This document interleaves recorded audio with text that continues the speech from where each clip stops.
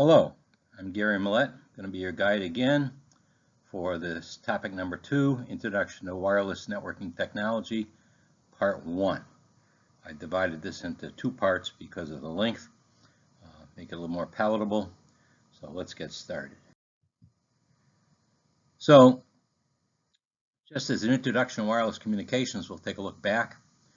Wireless communications had its beginning over 100 years ago at the start of the 20th century. Both Marconi in 1901 and Fessenden in 1906 are credited as being pioneers in this field, and they accomplished what they did at a time when electronic devices, namely vacuum tubes, did not exist as we know them today.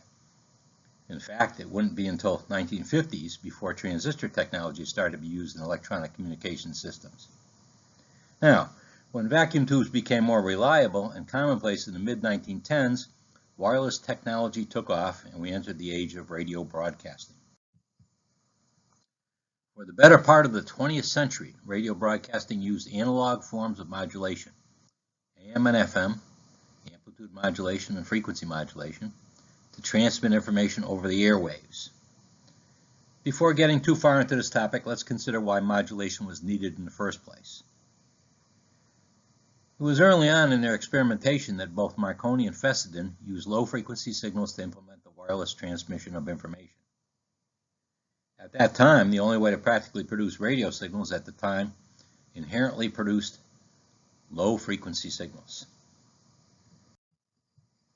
Their early experiments with wireless used crude transmitting devices, either alternators or sparks, that produced very low-frequency signals low tens of kilohertz range and later in the low hundreds of kilohertz. Through experimentation, it was discovered that for the most efficient propagation of these signals, a vertical antenna had to be used. These vertical antennas were often just wires carried aloft into the air by balloons or fairly tall, for that era, metal structures. The problem with using very low frequencies for transmitting audio signals is that most everyone would be using the same frequency range and therefore end up interfering with each other. This would be similar to a room full of people talking, all generating background noise. Another problem is that a vertical antenna to be efficient at extremely low frequencies, for instance audio frequencies, must be enormously long, actually tens of kilometers, with additional requirements of standing straight up, or in practice, a physically unrealizable structure. So early on, the vacuum tube came to the rescue. This technological innovation could generate signals, basically sine waves, at higher frequencies. These were known as radio frequencies or RF signals, or radio waves, or wireless. These RF signals in the hundreds of kilohertz range produced by vacuum tubes allowed for the use of shorter metal structures, or towers, as antennas. As Marconi once famously said, "We were so successful at low frequencies, we did not try higher frequencies until later on." But when they did it changed the world of radio communications. We have all seen an AM broadcast station antenna that is several hundreds of feet tall. This is the appropriate size for antennas used for what became the AM broadcast band, basically from 530 kilohertz to 1710 kilohertz in the US. Using RF signals solves several problems: the ability to use an efficient antenna and the ability to designate a particular frequency range or channel for each station, but it initiates another problem. How does the information get transmitted from one point to another? Well, this process calls for the modulation of the transmitted signal. So here I've got a picture of a local radio station in my area. The picture shows the antenna system for a WHYN AM radio station at 560 kilohertz. The station is licensed to serve Springfield, Mass., but the antenna system is located close to 10 miles away, so north of Springfield, in a field in Holyoke, Mass., near the border of Westfield and East Hampton. So you might see the three approximately 300-foot tall antenna towers. They actually act as a directional antenna array and aim the station's RF signal energy in the direction of Springfield. Now, to transmit information, some parameter of the high-frequency radio signal must be varied in accordance with the signal that is desired to be transmitted. This process is known as modulation. At the time, voice and music were the only types of signals to be transmitted. The first successful solution was amplitude modulation, or AM, and then frequency modulation, or FM, later on in 1938 when FM broadcasting started. So the next several slides show oscilloscope, which is a time display of this type of operation. Now, I don't want to make you experts in, communications theory, but let's just take a look at this real fast. So here's an oscilloscope display. The display shows a low frequency signal, that's its upper sine wave, and the resultant high frequency amplitude modulated signal, the lower waveform that is formed when we modulate a carrier wave. And that's what's finally applied to the antenna to be transmitted. And as you can see, the lower waveform's amplitude varies, hence amplitude modulation, or AM. Here's frequency modulation. In this case, now the low frequency sine wave to be transmitted is the lower waveform, and the high frequency sine wave to be called the carrier is the upper waveform. The upper waveform indicates the signal frequency is changing. That is, the number of sine waves per second can vary there. You see places where there's many sine waves and then places where there are only few, and thus yielding frequency modulation, or FM. And again, we would apply this signal to the antenna. On the AM slide, one sees the amplitude of the high frequency sine wave. The RF transmitter output signal is varied in accordance with the modulating signal, the low frequency sine wave. On the FM slide, one sees the frequency of the high frequency sine wave is varied in accordance with the modulating signal, again a low frequency sine wave. In practice, an audio signal, voice or music, consisting of many frequencies, would be applied to modulate the transmitted signal. That's the signal applied to the antenna, and at the receiver, it is demodulated when we recover the low frequency modulating signal. What about shortwave wireless? As time went on, vacuum tube technology improved, and eventually radio systems could operate at higher frequencies in the megahertz and tens of megahertz range. These are also known as short waves. Experimentation with different higher frequencies revealed that these signals could propagate around the world with lower power levels and horizontal antennas. So worldwide broadcasting using the shortwave band soon became commonplace using amplitude modulation techniques. Many countries serve their citizens through shortwave broadcasting. What about FM radio system characteristics? Eventually, after an interruption due to World War II, FM broadcasting came back online in 1947. Now, FM used much higher frequencies to accommodate its larger bandwidth signals, but also allowed for better fidelity of the transmitted audio. FM is not affected by the electronic noise, which is static, as much as AM, but FM does experience a reduced transmission range due to line of sight, or LOS, propagation of the higher frequencies used. FM stereo was introduced in the early 1960s, and FM became even more popular, eventually surpassing AM. Now, let's switch gears to the transmission of wireless data. And eventually, as time passed, techniques were developed to transmit digital data over the public switch telephone network. It's called the PSTN, using computer modems. To be sure, there were techniques available to transmit data wirelessly, but this was not widely used by the public sector, and data transmission to and from computers was not yet established need. Computer use was centralized early on. That fact changed rapidly. So early wired and wireless data transmission systems employed modified versions of AM or FM to accomplish their goals. These systems often used on-off transmission techniques to encode binary zeros and ones. The first generation of cellular telephone systems, introduced in the U.S. in 1983, used legacy analog FM to provide wireless voice-oriented telephone service. At the time, one could use a special modem, it was a very expensive item at the time, with a cellular phone to obtain low, by this we mean 9.6 kilobits per second data rates, if desired, at the beginning of the cellular era. Eventually, driven by the public's growing adoption and use of PCs, the rapid growth of the internet, and advances in LAN computer networking, The next generations of cellular phone systems were designed to also provide wireless data transmission. In the US, the second generation, which we call 2G, of cellular phone systems used digital radio transmission technology for both voice and low-speed data.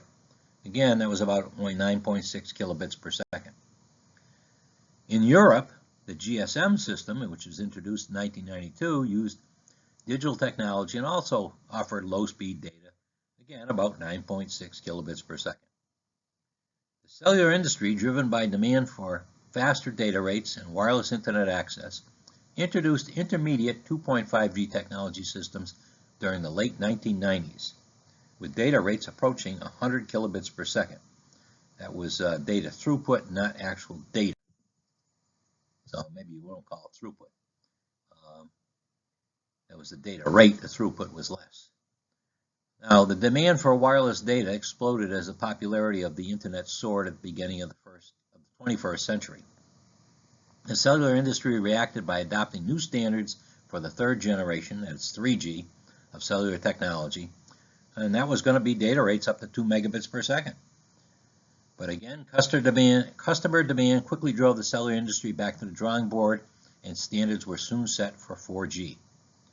Presently, we are at the end of the 4G era, with the advent of 5G era to be in place as we enter the 2020s.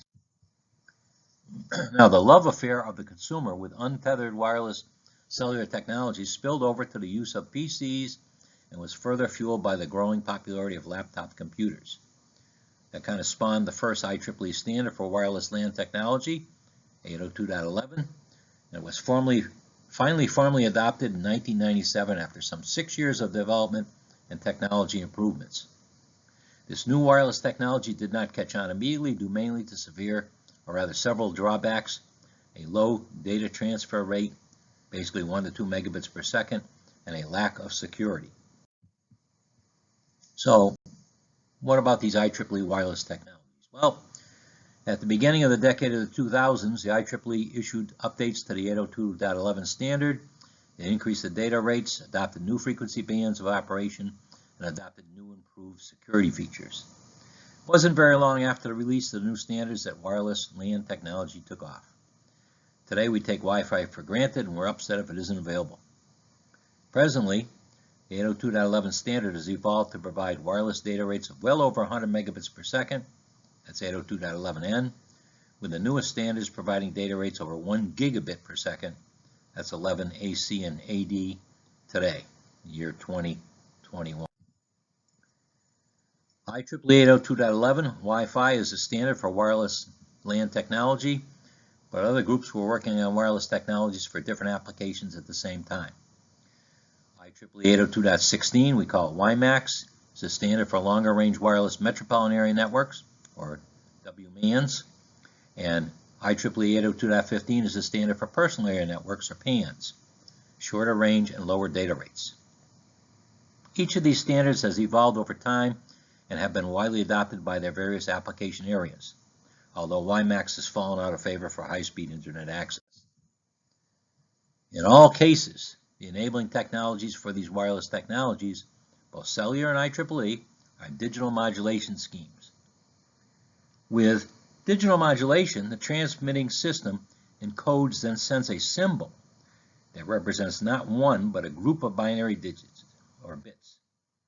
The transmitted symbol can be created by various means, such as varying the signal's phase, which is known as NPSK, varying both the signal's amplitude and phase, known as NQAM, and encoding the signal with a special code is done with CDMA systems. So here's a graphic, another oscilloscope display, and this shows the 8 symbols in a 8QAM way of digital modulation. So there are 8 different symbols used by a typical quadrature amplitude modulation 8QAM system. In this, you can see the top binary representation starts off with 0, 0, 0 in the top left, 0, 0, 1, 0, 1, 0, 0, 1, 1, 1, 0, 0, 1, 0, 1, 1, 1, 0, and the far top right, 1, 1, 1. If you know your binary, that's 0 through 7 in order. And what you see in each of the slots there, if you consider a slot, the spacing between dotted lines, is a symbol. And the symbol has two characteristics: its phase angle and its amplitude. You notice that in alternating slots, the amplitude is the same. There's 4 that actually they peak up at the second line down on the oscilloscope display. Then if you go over one slot to the left, you take a look, there are 4 symbols that are about 1/3 the amplitude of the larger amplitude sine waves. You would notice that each one has a different phase angle, and on the bottom of the screen I got -135, -45, +135, and +45 for the phase angles. So, as can be seen, each symbol consists of a portion of a specific sine wave frequency, say for instance 25 megahertz. What is different about each symbol is its amplitude and its phase angle relative to a reference signal. So, the 3 bits represented by each symbol are shown above. If you had a 256 quantum system, each symbol would represent an 8-bit group of binary bits, or a byte of information. What about CDMA? In code division multiple access, or CDMA systems, a code with special properties is applied to a bit stream, zeros and ones, before it is to be transmitted. By that I mean we take an exclusive OR, the 2 transmission streams together, or bit streams. The code spreads the spectrum of the transmitted signal, hence the name spread spectrum modulation. The receiver, using the same code as the transmitter, can decode the original signal. To all others, the signal is undecipherable and actually appears as noise. Interestingly enough, this system allows multiple users of the same frequency range. That's a practice not possible previously with all our other different types of techniques to modulate signals. However, the system does have a limit to the number of users before it limits itself due to noise. If I have an unlimited number of users, what happens? They create an unlimited amount of noise and nobody can use the system. So what about OFDM and MIMO technology? The newest advances in this field enabling faster wireless data transfer rates are OFDM, which stands for orthogonal frequency division multiplexing. It's a digital transmission multi-carrier technique, and MIMO, multiple input, multiple output antenna technologies. So with OFDM, multiple signals are transmitted simultaneously with each signal transporting numerous binary bits. When received and reconstructed, the number of bits sent per second is many times greater than that transmitted by any single signal. This is similar to the same technology used by DSL, which is this digital subscriber line. What about MIMO technology? MIMO techniques use multiple transmit and receive antennas. In the next slide we'll have a figure. We'll take a look at that. The performance improvements that can be achieved through MIMO antennas are due to a combination of effects. There is array and diversity gain, interference reduction, and spatial multiplexing. The MIMO array, combined with complex signal processing, allows the system to determine the properties of the radio links using the received line of sight and non-line of sight signals for each antenna combination. So here you see a 4x4 MIMO system. Each receiving antenna receives a signal from each transmitting antenna. In this figure, only line of sight signals are shown, but in a practical system, non-line of sight or NLOS signals are also received. So there's 4 transmitters on the left-hand side, 4 receivers on the right-hand side. It's all color-coded.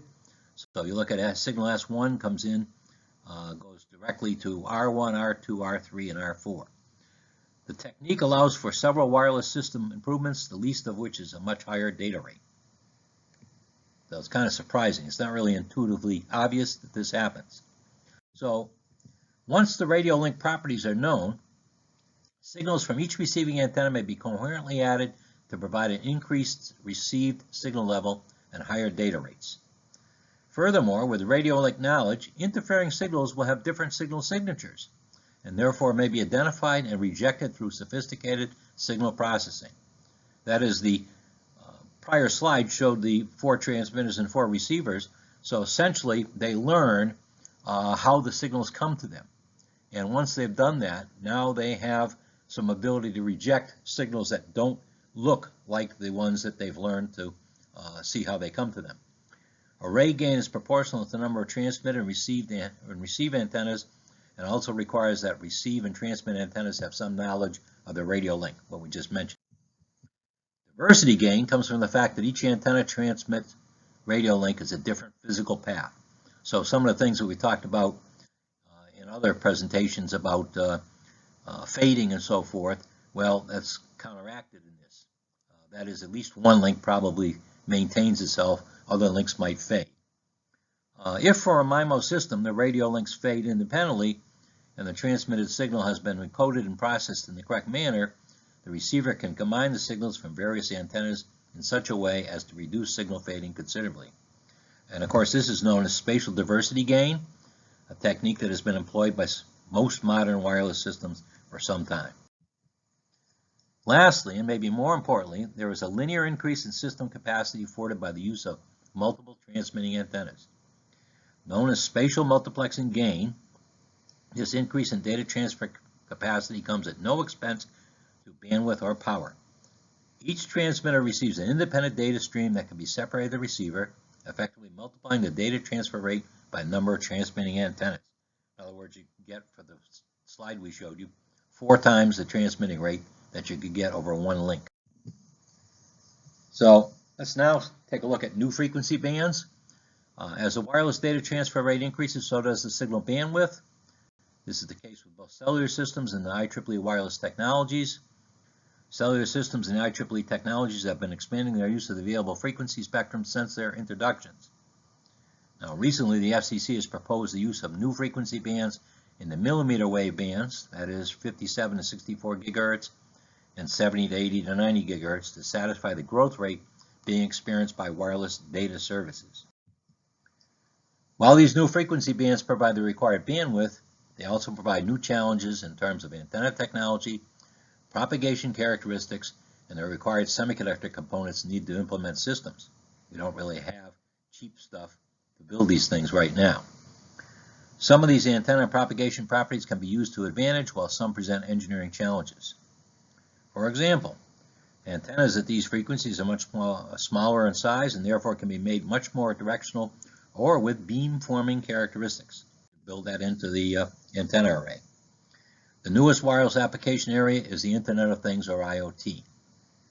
The majority of IoT applications can be implemented most successfully through wireless data transmission.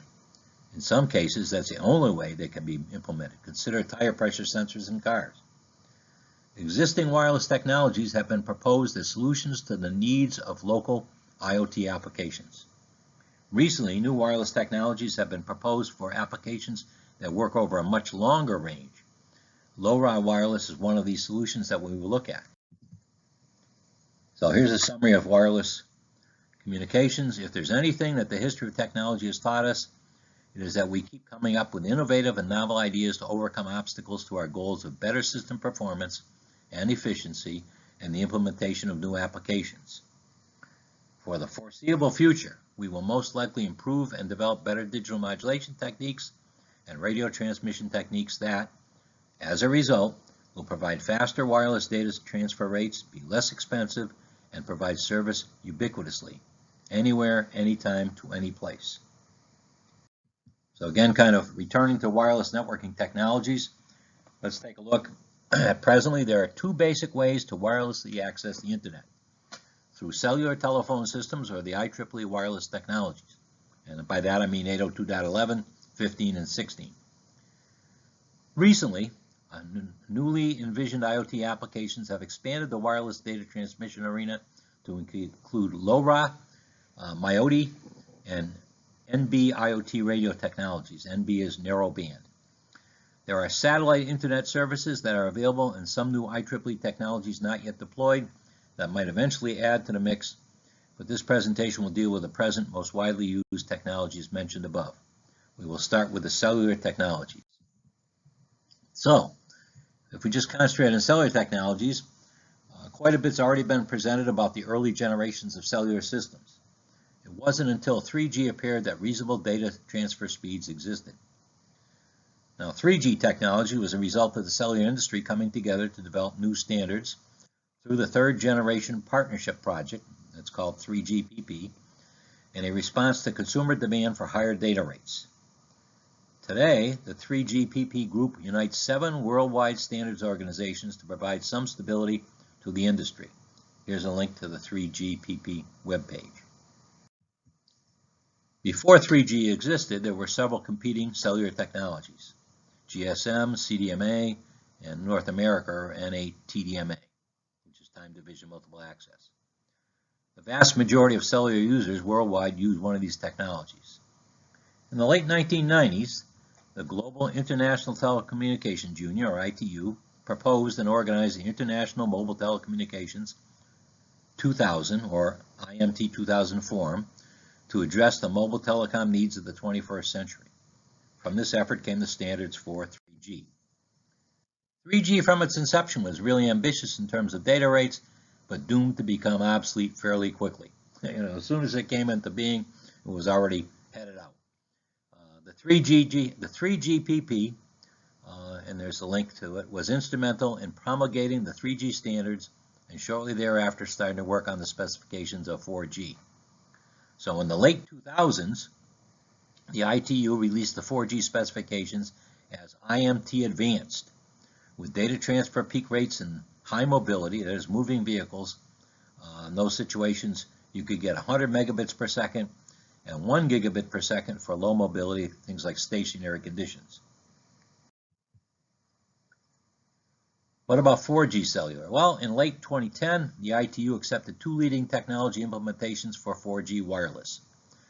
One of these was known as Mobile WiMAX, or IEEE 802.16, and the other was LTE, an acronym for long-term evolution. Neither technology at the time could satisfy the 4G requirements, but they were allowed to present themselves as such if their evolution to 4G standards was to be accomplished in the near term. So shortly thereafter, in 2011, WiMAX released 2, and LTE-A, or Advanced, were accepted as 4G radio technologies projected for use by 2013. Technology can be very fickle. In an announcement by Sprint, they stated the use of WiMAX would be phased out by the end of 2015, and customers would be migrated to LTE technologies. Today, the future of WiMAX as a competitor of Light is over. WiMAX has fallen out of the cellular spotlight, but most likely will remain a niche technology for different application spaces. WiMAX will be discussed more when we get to the IEEE wireless technologies. 4G technology, unlike earlier cellular generations, only supports an all-IP network. That is IP telephony or voice over IP. Everything that goes over the 4G network is internet-based. 4G cellular systems are still based on radio technology, but they only transmit and receive multimedia and control data. To perform this function still requires the setting up and tearing down of calls, since there are tangible physical components that make up the system, and therefore there are limitations to system capacity. So to perform the necessary data transfer and system management and control functions necessitates the use of forward and reverse channels, traffic and power control channels, access channels, paging channels, pilot and synchronization channels, among others. System control technology will not change drastically from generation to generation for cellular, nor will the basic transmit-receive functions. What has changed is the use of more advanced digital modulation, transmission schemes, and the use of MIMO antennas. Light, and now Light-A technology, utilizes orthogonal frequency division modulation, we call it OFDM, and orthogonal frequency division multiple access, OFDMA technologies, to enhance the data transmission rate on the downlink, that is from the base station to the mobile channel, and use single channel or frequency division multiple access, which is SCFDMA, for the uplink, from mobile to the base station. This would be commensurate with how we deal with the internet. Normally we're doing pointing and clicking on our device, so that's not too much data, and that's sent up to the base station, whereas usually we get downloads of much more data, and that would be from the base station to the end device. So if one does a search on the internet, there are several good tutorials about Lite version A. What's the future of cellular? Today we're at the beginning of the 5G technology era. As mentioned before, 5G cellular technology was also put on the fast track, much like what was done with 4G. Industry organized a time frame for 5G standardization expected to occur between 2016 and 2018 with deployment by 2020. Deployment is happening now. 5G technology was driven by diverse communication requirements, that is M2M needs, not bandwidth. The average user will not see much difference between 4G and 5G, maybe a speed difference. However, 5G will allow new novel services to be implemented. Of course, you know they all want you to buy a new phone. Some of the major driving forces that are shaping 5G are millimeter wave usage, massive MIMO, focusing energy towards the user, smarter devices, more intelligence in the end device, and device-to-device D-to-D operation. That would be you get rid of the base station. Two devices make contact. If they're close by, they would switch over to directly communicate with one another. That's D-to-D operation. Also, native support for machine-to-machine communications. This is needed due to the immense number of connecting devices predicted for the future of the IoT. Also, low latency for IoT applications. And what about a transition from 4G to 5G? Well, 4G is not going to go away anytime soon. Many believe that it'll be with us for much of the 2020s.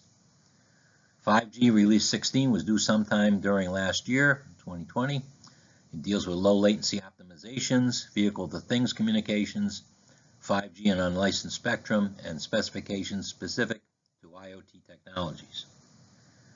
5G release 17 is due this year, 2021, and might well address use of frequencies above 50 gigahertz, enhancements for drones, IoT specifications for industrial sensors, and potentially AI and machine learning. We would call this 5G advanced. What about B5G and 6G? Well, before 5G has been totally implemented, the wireless cellular industry has already coined a new acronym, B5G, or Beyond 5G. Don't think this is something new. We've already had Beyond 3G and Beyond 4G. So Beyond 5G tends to refer to enhancements to the standard. These are known as releases, see the previous slide, which provided for new usages like drones and millimeter waves and so forth. 6G refers to the next generation of wireless, which most envision as being implemented by 2030. The defining characteristics of 6G will be an intelligent and software reconfigurable paradigm where the system adapts. That is, machine learning and AI will be used to accept changes in the wireless environment. So let's do a summary of cellular and IoT. The large wireless providers have invested a lot of money in their networks in an effort to become primary players with the emerging Internet of Things systems of the future. What isn't a given is whether or not the deployment of IoT systems will eventually make use of these wireless systems for their data transmission needs. A reason for that possibility is that simple fact that there exists unlicensed or hence free wireless spectrum that can be used for data transmission, where they would have to pay for the large carriers. We do have a capitalist economy, and the bottom line is the bottom line. If we can eliminate a cost of doing business, we will. So it remains to be seen exactly who will get the most play of the wireless industry for the Internet of Things applications. And that's the last slide for this presentation.